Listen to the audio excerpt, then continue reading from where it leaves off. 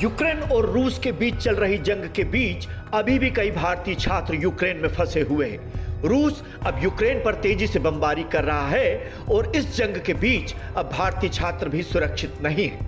Ukraine के Kharkiv में कई भारतीय छात्र जान बचाने के लिए मेट्रो स्टेशन में छुपे हुए हैं। उनमें धार जिले के घाटा बिल्लोद का भी एक छात्र प्रतीक पाटीदार है, जो वहां रहकर मेडिकल की पढ़ाई कर रहा था।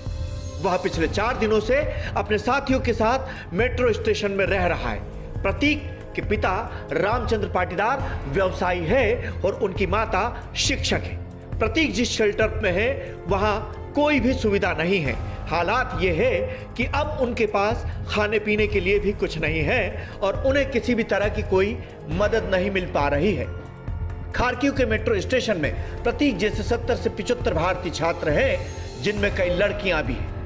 यूक्रेन की राजधानी कीव के साथ साथ खार्किव पर भी भारी बमबारी हो रही है, जिसके धमाके मेट्रो स्टेशन में साफ महसूस हो रहे हैं। ना ही सरकार की तरफ से उन तक कोई मदद पहुंच पा रही है और ना ही एम्बेसी से उन्हें कोई मदद मिल रही है। छात्रों को जैसे तैसे रोमानिया बॉर्डर पर पहुंचने के लिए कहा गया है, किंतु बॉर्डर वहां से लगभग 1500 किलोमीटर दूर है और भारी बमबारी हो रही है।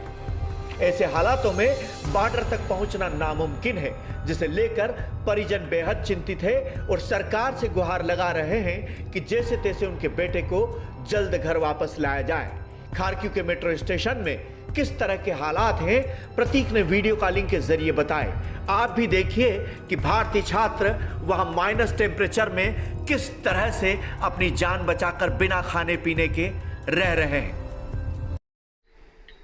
सर पिछले 5 दिनों से हम यहाँ खार्किव सिटी में मेट्रो के अंदर हैं, जो मेट्रो के अंदर बॉम्ब शेल्टर्स बना रखे हैं। और जब से यहाँ पे बॉम्बिंग स्टार्ट हुई थी पिछले 5 दिनों से पहले से, तब से हम यहीं पर हैं। और जो भी खाना पीना जो इमरजेंसी में हम ला पाए थे, बस वही हमारे पास है। और तब से हम यहीं अंदर हैं और कोई हमारी हेल्प नहीं कर रहा है। कोई एम्बेसी हेल्प नहीं कर रही है हमारी। एम्बेसी को कॉल कर रहे हैं तो बोले तुम जहाँ हो वहीं रहो। और नहीं हमने बोले हमारे पास खाना नहीं है, पीने को पानी नहीं है। तो बोले बस नहीं खाओगे तो क्या हो जाएगा, नहीं पियोगे तो क्या हो जाएगा, तो जहाँ है वहीं रहो। जब पूछा जा रहा है कि हमारा इवैक्यूएशन का प्लान क्या है, हम यहाँ से निकलेंगे कैसे, तो बोले हमको नहीं पता, चर्चाएं हो रही है। और बिल्कुल बहुत स्थिति है। और इसी स्टेशन के ऊपर से यहाँ पे बॉम्ब ब्लास्ट हो रहे हैं, जस्ट ऊपर। और पूरा वाइब्रेशन हो रहा है, नीचे पूरा हिल रहा है मेट्रो स्टेशन हमारा।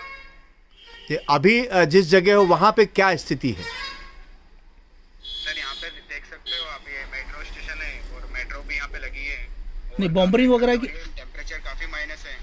हाँ, टेम्परेचर काफी माइनस है, -10 में सो रहे हैं हम। अच्छा, ये जो बच्चे और भी तुम्हारे साथ कितने स्टूडेंट हैं अभी इस समय वहाँ पे? सर अप्रोक्सीमेटली मेट्रो में हमारे पास 70-75 स्टूडेंट्स हैं। क्या स्थिति है इनकी? थोड़ा सा वीडियो कैमरा इनकी तरफ मुंह करके दिखाइए कि ये किस स्थिति में अभी है वहाँ पे। देखिए सर, ये माइनस टेम्परेचर में सब नीचे ही सो रहे हैं और कोई फैसिलिटी नहीं है, कोई कुछ प्रोवाइड नहीं कर रहे हैं यहाँ पर। आप पानी नहीं है सर, हम टैप वाटर पी रहे हैं। आप इंडियन स्टूडेंट के अलावा और भी कोई है वहाँ पे, विदेशी या यूक्रेन के लोग? बिल्कुल सर, लोकल लोग भी है यहाँ पर। यूक्रेनियन लोग भी, आप वो देख सकते हैं, वो भी इसी सेम कंडीशन में ही है। ये देखिए, वो भी यहाँ पर बस ये नीचे लगा कर सो रहे हैं बस। ये देखिए। तो वहाँ की लोकल गवर्नमेंट, छोटे बच्चे हैं। हाँ जी। वहाँ की जो यूक्रेन गवर्नमेंट है वो आपकी या जो लोकल लोग फंसे हुए उनकी किसी भी तरह से मदद नहीं कर पा रही है? कोई मदद नहीं कर रही है सर। कोई एनजीओ के लोग कभी कभी कुछ खाना देने आते हैं, तो वो तो ऐसा है कि 40 लोगों के ऊपर एक ब्रेड का पैकेट देके जा रहे हैं, जिसमें 15 ब्रेड है। कोई आप आधी ब्रेड तोड़ के खा लो तो खा लो आप।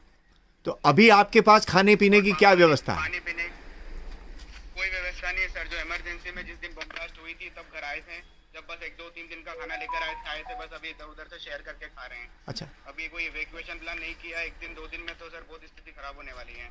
बच्चे बीमार हो रहे हैं सर, मेट्रो में कोई मेडिकेशन अवेलेबल नहीं है, बहुत स्थिति खराब है।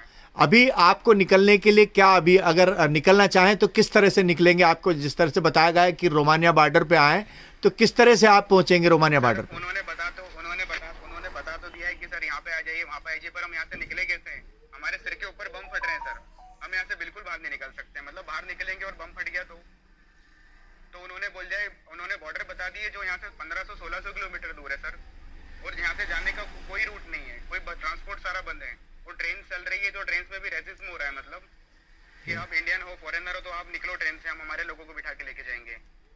उस चीज की कोई फैसिलिटी यहाँ पर नहीं दी जा रही है कि कोई स्पेशल ट्रेन कर दी जाए बच्चों के लिए, या बच्चों के आसपास कोई आर्मी के, पुलिस के कुछ लोगों को छोड़ा जाए। मतलब कोई सिक्योरिटी नहीं है आपके आसपास भी? कोई सिक्योरिटी नहीं सर। हमको छोड़ दिया है कि अगर तुम बचना चाहते हो तो अपने रिस्क पे वहाँ पे आ जाओ। यहाँ पे लोकल लोगों की रेस्क्यू ट्रेन चल रही है, और वो भी एक दिन में एक ट्रेन, 2 ट्रेन। जी, आपका बेटा अभी इस समय यूक्रेन में फंसा हुआ है, युद्ध के हालात हैं, तो क्या स्थिति है वहाँ पे? बातचीत हो रही है, क्या क्या लग रहा है? बातचीत हो रही है व्हाट्सएप वगैरह से, लेकिन वो बहुत स्थिति ख़राब है सर। और वहाँ पे उसको ना कुछ खाने पीने को मिल रहा है, ना कुछ सिक्योरिटी मिल रही है, और एक मेट्रो स्टेशन के अंदर सर वो परेशान हो रहा है सर। तो क्या कोई सरकार से कोई बातचीत हुई या आपने कहीं कोई संपर्क किया? नहीं सर, एम्बेसी में बालक ने जानकारी निकाली है, तो वो बोल रहे हैं कि हाँ अभी व्यवस्थित थोड़ा सा सुधार होने के बाद वहाँ से बच्चों को निकालेंगे। अच्छा, वहाँ जो स्थिति हमने भी देखी अभी वीडियो कॉलिंग पे कि मेट्रो स्टेशन में है, तो बहुत बुरे हालात है। क्या कहना पड़ रहा है बेटे का? बहुत बुरे हालात है।